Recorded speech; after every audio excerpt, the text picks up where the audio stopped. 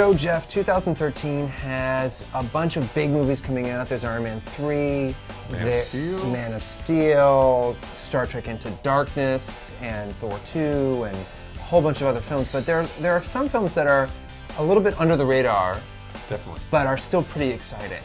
The first movie I think coming out that maybe people don't quite realize is even happening is a remake of Evil Dead.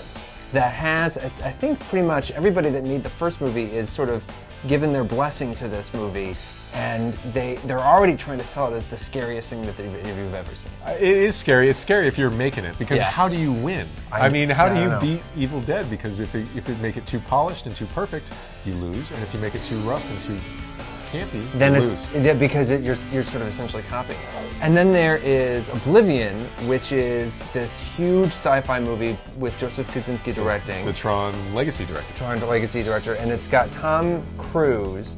And I guess the sort of notion is that it's a sort of double world thing, where there's this beautiful world that is above this wasteland that the Earth has become. I think visually it'll be interesting. The main thing is there any substance to Oblivion? And then there's World War Z, which you were on the set of. That's right. I was on the set in Budapest, and I think World War Z is a movie that a lot of people are watching and wondering if it's how wobbly this movie is.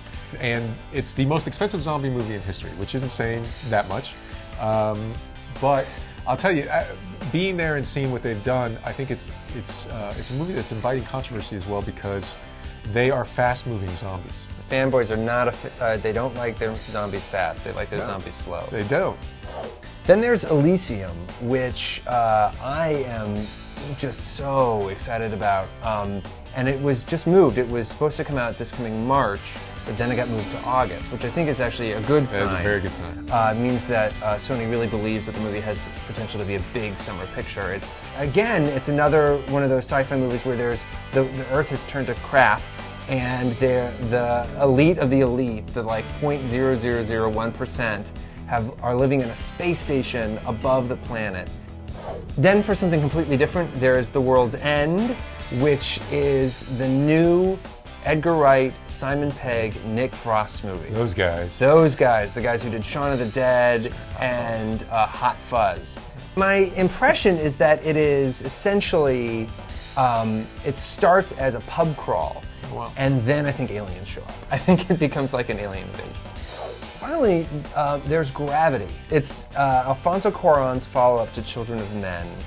And best anybody can sort of tell, it's this essentially a two-hander. It's Sandra Bullock and George Clooney in space, stranded. It sounds like My Dinner with Andre, like it's Apollo 13, I don't know.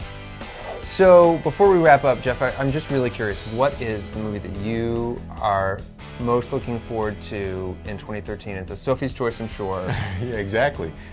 You know what?